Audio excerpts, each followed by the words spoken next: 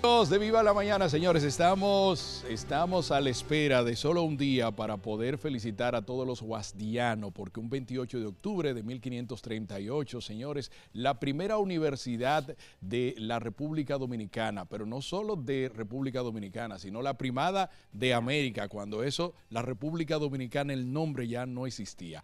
Pero sí, hoy tenemos una invitada muy especial para hablar sobre su experiencia guasdiana. Se trata de la doctora Juana Encarnación, decana de la Facultad de Ciencias de la Educación. Con este aplauso la recibimos, Juana. Muchísimas gracias, Wellington, el equipo, Maciel, Alfredo. Qué bueno, venir a Viva de la Mañana es algo ya que para mí está dentro de mi agenda, de mi calendario. Qué hermosa. Aquí estamos para ustedes. Esa experiencia, Juana, de una responsabilidad tan especial como ser la decana de una facultad de los que reproducen el conocimiento. ¿Cómo ha sido para usted? Mira, para mí ha sido, bueno, maravilloso. Te comienzo un poco a narrar desde cuando entré como estudiantes a la Universidad Autónoma de Santo Domingo en el año 1980, cuando comienzo a estudiar pedagogía, que era el departamento de pedagogía que estaba en la Facultad de Humanidades. Luego toda esa vida de estudiante, estudiando la carrera, primero fue la carrera de educación, mención física y matemáticas, y luego la carrera en educación preescolar y primaria, nos dio a nosotros un gran background, ¿no?, para servir de base para lo que hacemos hoy. La Facultad de Ciencias de la Educación es la más reciente en la creación de las facultades de la Universidad Autónoma de Santo Domingo, son 9 facultades, y nos ha tocado pues en este momento, bueno, en la gestión pasada fuimos vicedecana de la Facultad de Ciencias de la Educación y actualmente ser la decana de la Facultad de Ciencias de la Educación. Ha sido una experiencia bastante enriquecedora, pues hemos ido dando paso para orientar procesos de gestión y administración en la Facultad de Ciencias de la Educación y formar a los maestros, la gran mayoría de los maestros del sistema preuniversitario, y tener también la oportunidad de que vayan a hacer un posgrado luego de egresar de las licenciaturas en las diferentes menciones de las carreras de educación que cursan. Y todos los días pues aportamos algo, sembramos un fruto diferente para que este país cambie, porque es un compromiso nuestro, es la misión de la universidad, transformar la sociedad. ¿Y cuál ha sido su mayor reto para estar en esta Facultad de Ciencias de la Educación? Bueno, mi mayor reto es compenetrarme con todos, ¿verdad? Con tantos tipos de personalidades. Exactamente, compenetrarme con todos.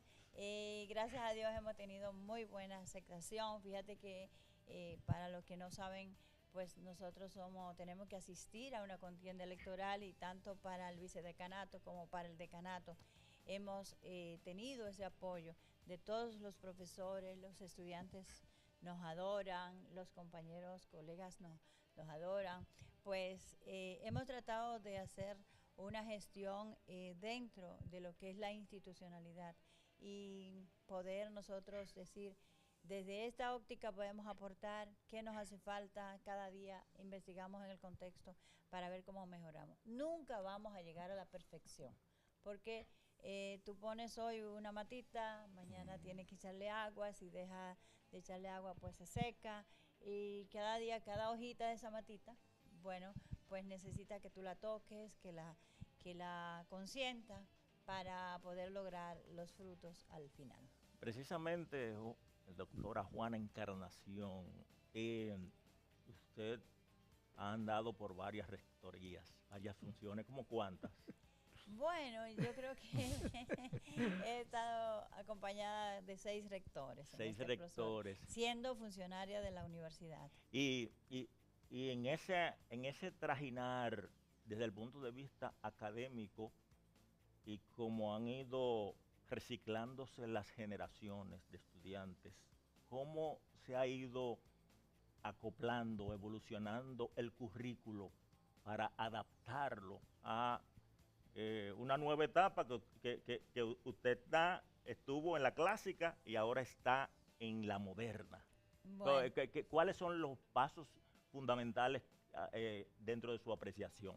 mira, hemos ido creciendo, por ejemplo, el caso de la Facultad de Ciencias de la Educación y en la UAS en sentido general, hace más de 14 años que los programas, o sea, los planes de estudio eran los mismos. Entonces, como hemos evolucionado, hemos ido evolucionando, pues esta gestión se ha preocupado por hacer un rediseño de los planes de estudios y crear nuevos planes atendiendo a las demandas de la sociedad. En este momento, la Facultad de Ciencias de la Educación de 14 planes pasó a 26 planes de estudio que están siendo codificados en la Dirección General de Planificación y Desarrollo Institucional, la DIGEPLANDI de la Universidad Autónoma de Santo Domingo, y para luego entonces pasar a la aprobación del Consejo Universitario, posteriormente la implementación. Pero ese rediseño no solamente se ha quedado en papeles, sino que concomitantemente con ese rediseño hemos ido preparando a los docentes que van a implementar el plan de estudio. Recientemente, una creación de la Facultad de Ciencias de la Educación fue un diplomado en el enfoque por competencia para los docentes, ¿no?, que integran todo el claustro universitario, y ahí se formaron 2.300 profesores de la universidad en ese diplomado en el enfoque por competencia de la universidad completa. O sea, desde la Facultad de Ciencias de la Educación diseñamos el programa y lo llevamos a toda la universidad. Estas políticas vienen de la MESIT. Las nuevas materias, la nueva metodología, el enfoque por competencia, todo esto lo dictamina el MESIT hacia la universidad, o la universidad discute sus planes de estudios por sí misma. Mira, el MESI, el Ministerio de Educación Superior, Ciencia y Tecnología, regula la educación superior. Sin embargo, el Ministerio de Educación de la República Dominicana, el MINER, es quienes, ¿verdad?, trazan las pautas, es quien ha diseñado este currículo por competencia, y nosotros entonces tenemos que formar a los profesores en el nivel superior para que estos a su vez formen a los del nivel preuniversitario. Quiere decir que ambos ministerios tienen que ver con este rediseño curricular que se está haciendo, y claro está, el MESI es el encargado de dar la no gestión final a estos planes de estudio que serán implementados. Doña Juana, siendo usted gestora académica, una gestora académica, ¿cuál considera usted que es la clave como para elevar esa calidad educativa, tanto de las universidades como de las escuelas secundarias? Bueno, mira, qué bueno que tocas el tema de educación secundaria, y eso tiene que ser una cogestión de ambos ministerios, pero además de eso, una cogestión de los actores de este proceso. O sea, cada uno de nosotros como persona, como profesional, tiene que poner en práctica lo aprendido durante la formación.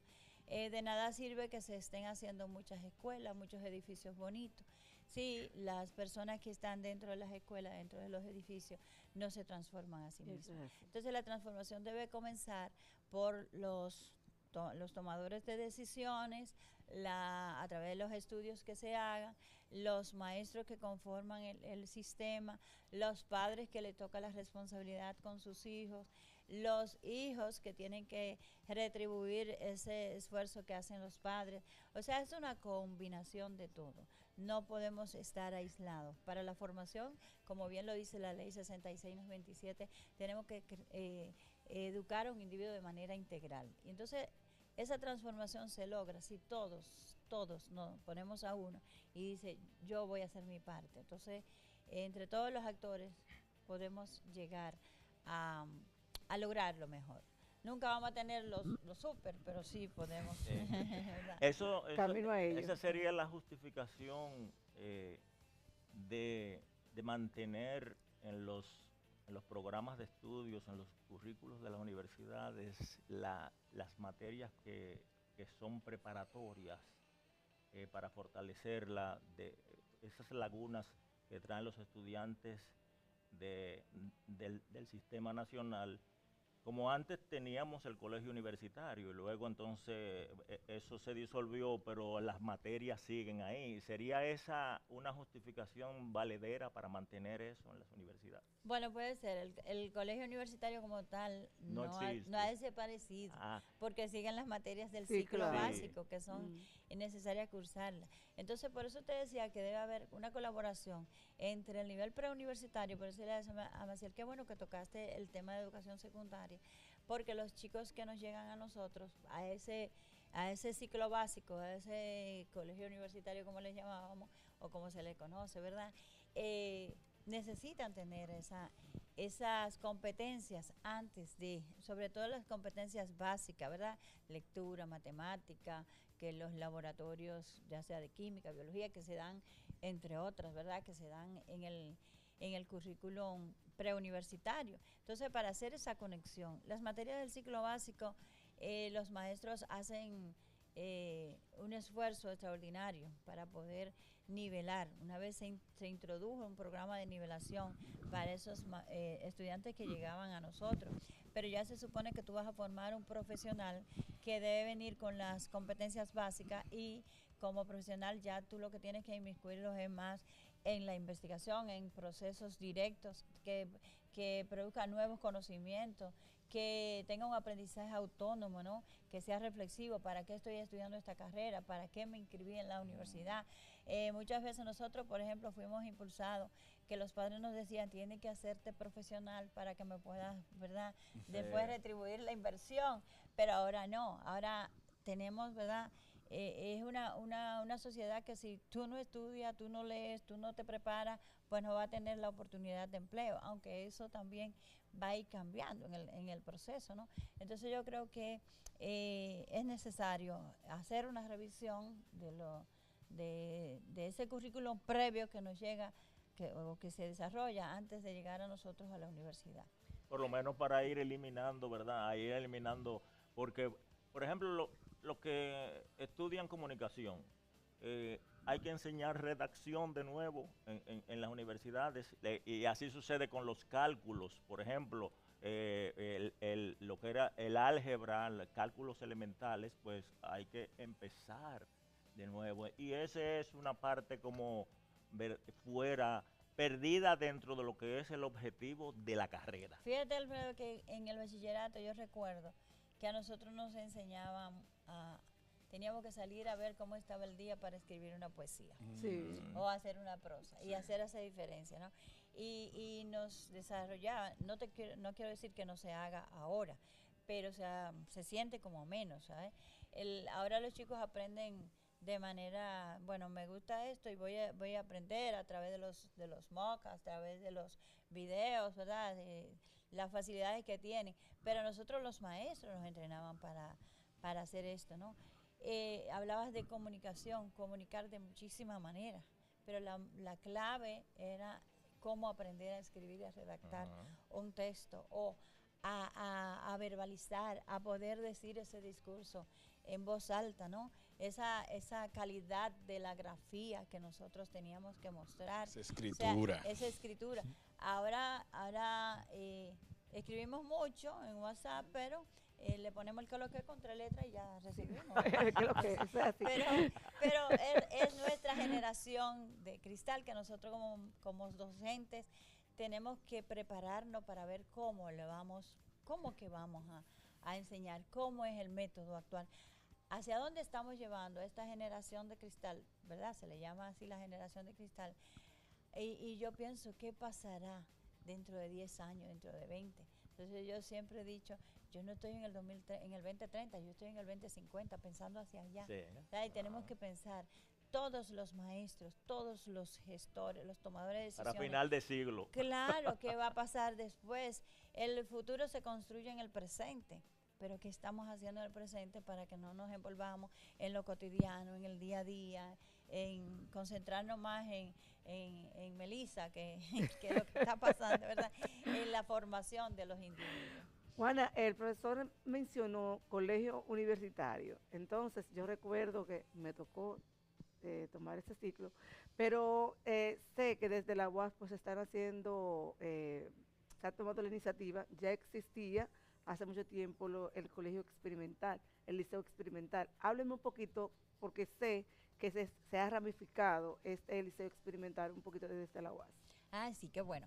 Mira, el Liceo Experimental Altagracia Amelia Rical Calventi, que todo el mundo lo conoce como el Liceo de la UAS, perdón, pues tiene 58 años de fundado. Entonces, cuando llegamos al decanato de la Facultad de Ciencias de la Educación, uno de nuestros propósitos, y lo hicimos, fue revisar lo que era el reglamento del Liceo Experimental Altagracia Amelia Rical Calventi. Invitamos a las comunidades, a la gente que estaba integrada de mucho tiempo, y revisamos este reglamento. Nos dimos cuenta que lo que teníamos de 1967 a la fecha, bueno, había que cambiar. Luego entonces aprovechamos un discurso que tenía el presidente de la República, que no recuerdo exactamente dónde, y ahí como que una chispita, y el señor rector pues nos agarró la idea, y fue que comenzamos a decirle, pero donde no hay acceso a la UAS, que ahora estamos en todo el país, gracias a Dios, y en todas las provincias, ¿verdad? Y ahí podemos tener un liceo experimental que pudiéramos suplir en hora de la tarde las aulas que le faltarían a la UAS. Entonces presentamos al señor rector pues un mapa donde pudiéramos encontrar esto, cosa que fue asumida por el señor presidente de la República, y el día de la inauguración del Liceo Experimental Hugo Tolentino Dick, que también está en la sede, pues el señor rector presentó ese borrador al presidente. Esa imagen no la voy a borrar nunca, cuando el presidente para de su silla y recibe el mapa. Entonces, por ahí comienza parte de la historia. El señor rector, maestro Edwin Beltrán, muy empeñado en que el Liceo Experimental Hugo Tolentino Dick pasara a la universidad, que de hecho está en el campus universitario.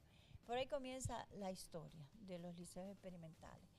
En el 2023 presentamos al Consejo Universitario un proyecto de reglamento adaptado a los nuevos tiempos, para sobre eso se cobijaran los nuevos liceos. Pues te cuento que ya tenemos 15 liceos más. Excelente. Y el proyecto es que vayan a 24. Eso ayudaría. Los liceos experimentales de la UAS están haciendo posible lo que decía Alfredo ahorita. ¿Qué estamos nosotros haciendo? Tratando de formar a esos muchachos que son liberados de cursar ese año de ciclo básico, de las asignaturas de ciclo básico, para que puedan pasar directamente a carrera. Wow. Entonces nosotros lo preparamos. Ya en el 2026, junio 2026, tendremos los primeros egresados, que son los del Hugo Tolentino Dick. Ya se unen a nuestro experimental Amelia Rical Calventi, a ser ya recibidos en la universidad, como en las carreras que ellos desean estudiar. Directamente su carrera. Entonces, ese es un programa que va a ayudar también a formarlos a ellos, a esas brechas que quedan, ¿verdad?, en la formación del preuniversitario. Nosotros entonces tenemos programas especiales para complementarlo a través de esos liceos experimentales. Entonces, esa ha sido también una de nuestras gestiones. Recientemente inauguramos la unidad de cogestión de los liceos experimentales en el segundo piso. ¿En qué consiste este? Esa es que hay un personal que es directamente del Ministerio de Educación Superior, que está supervisando todos los liceos, y un personal de la Facultad de Ciencias de la Educación que le acompaña en ese proceso. Okay. Pero ¿cuántos liceos experimentales es que tenemos? tienen? 15 ya. 15. Eso es un paso de avanzada, sí, porque sí, el liberar a los estudiantes de repetir esas materias que ya la han dado pero que no se las saben muchas veces, ¿verdad?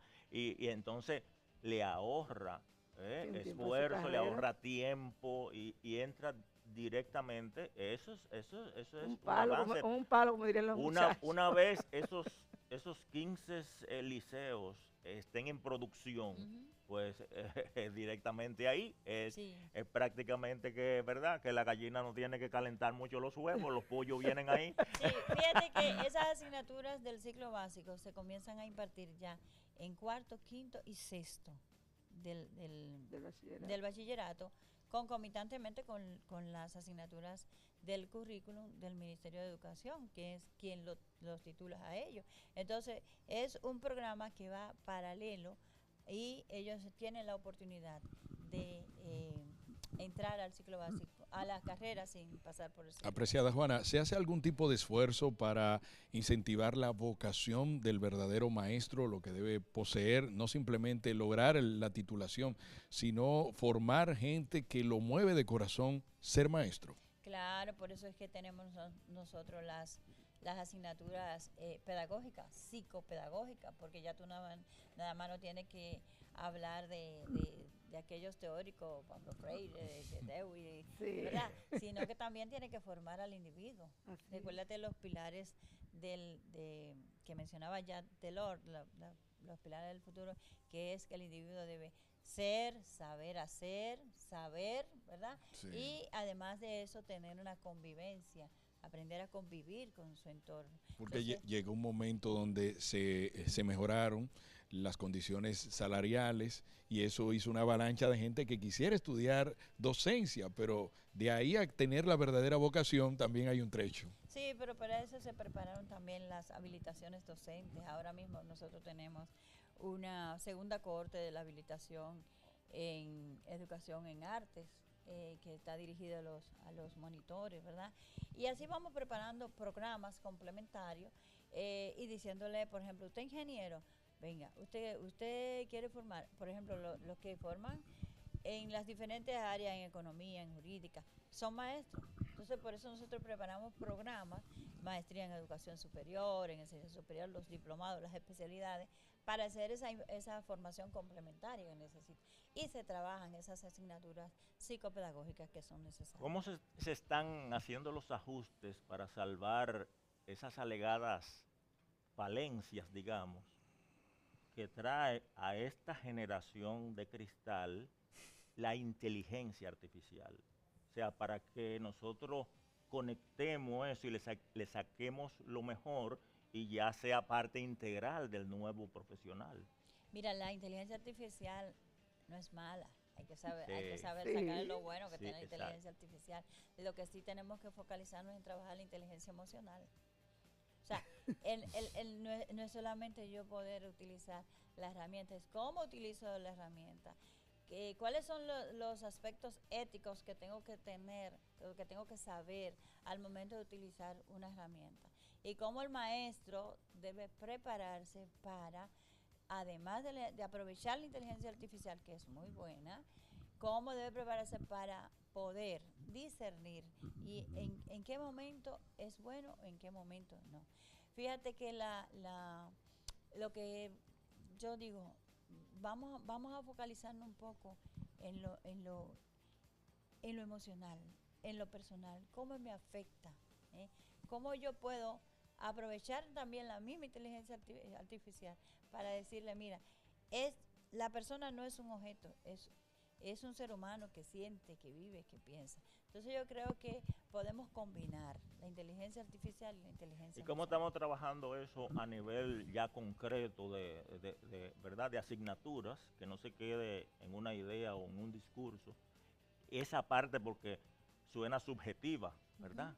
Desarrollar la emoción, ¿verdad? Y es como volver a tiempos atrás. Entonces muchos no digieren eso en el presente. Sí, lo digieren. Para eso están los cursos preparatorios, los diplomados, las pasantías prácticas que hacemos, las prácticas supervisadas que hacemos nosotros en las diferentes vertientes. No solamente. A propósito de la inteligencia artificial, se está hablando sobre que afectará el pensamiento crítico, porque todos nos inducen a pensar igual a como nos dice el aparatito. Entonces, ¿qué usted piensa sobre ese pensamiento crítico o pensamiento personal, individual que debemos tener como profesional? Es que ahí está, Hay que quitar lo emocional. Ahí está. ahí está lo emocional. Tú no, Emocional. o sea, si solamente utilizas ChatGPT para que te diga y el copy-paste, ¿no? Y volver a copiar lo que te está diciendo ChatGPT. Y yo como maestro no te pongo a reflexionar sobre lo que estás diciendo.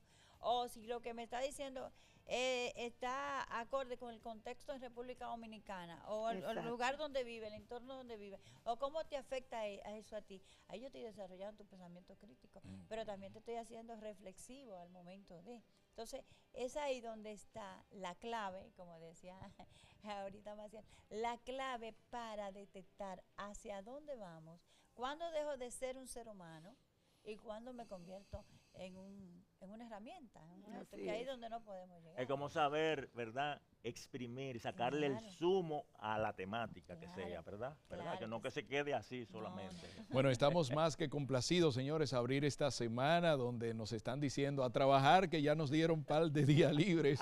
Y lo iniciamos así, rindiéndole honor a la UAS a través de la figura que tenemos hoy en día aquí haciéndole preguntas, y tenemos el honor de tener a la doctora Juana Encarnación, la cual es la decana de la Facultad de Docencia.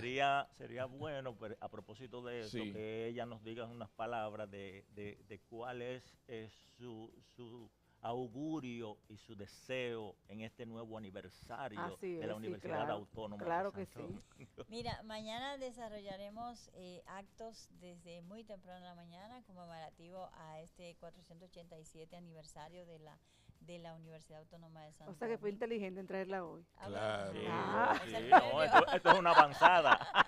Es el premio de los actos, ¿verdad? Los guardianos debemos seguir enarbolando nuestra bandera. Es como si fuéramos una marca.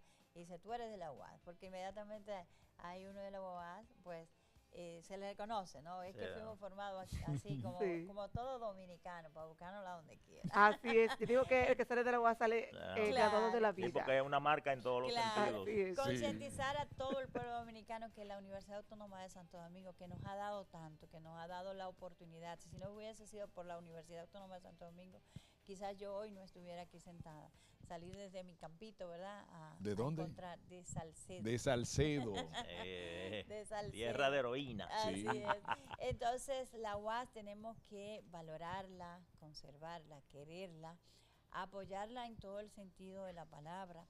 Y nosotros como uasdianos nos sentimos plenamente satisfechos de todo lo que la UAS ha hecho por nosotros. Seguimos educando, seguimos formando. Es una fuente de creatividad, de investigación, de extensión, de docencia. Y teníamos un título de la UAS vale en el mundo entero. Así y cuando llegamos a los sitios, tú eres de la Universidad Autónoma de Santo Domingo, de la Primada de América, cuando recientemente aquí se estaba celebrando una cumbre internacional de educación y empresa, y muchos representantes de muchísimos países, y se quedan maravillados cuando entran al campus de la UAS, pero cuando le decimos que estamos en todo el país, más aún. ¿Y cómo lo hacen? Dice, casi 200,000 estudiantes. ¿Cómo? Universidades que están en el rating, ¿verdad? En el ranking. Sí. Dice, tiene 3,000 estudiantes. Claro, pero nosotros tenemos casi 200,000. Entonces, nada más la Facultad de Educación tiene 25,000. ¿Cómo lo hacen? Porque no lo entienden. Trabajamos 24/7, ¿verdad? En todo. Fíjate que la pandemia fue un gran reto. Más hora extra. Más hora extra de corrección. Entonces, adorar la UAS, querer la UAS, es parte de la República Dominicana. Cada ciudadano dominicano, no aún saliendo de nuestras aulas, vuelven a las aulas nuestras o van a las aulas nuestras a cursar un posgrado, a cursar, ¿verdad? Un nivel superior. Y quieren tener el anillo de la UAS. Imaginémonos, solamente cerremos los ojos, imaginemos la República Dominicana sin la UAS. Wow. Difícil, ¿Cómo señor. sería eso? Se ha ganado su aplauso la doctora Juana Encarnación, decana de la Facultad de Ciencias de la Educación, y vamos a invitarla a decir que hay mucho contenido, más invitados especiales, segmentos estelares en Viva la Mañana. En Viva la Mañana.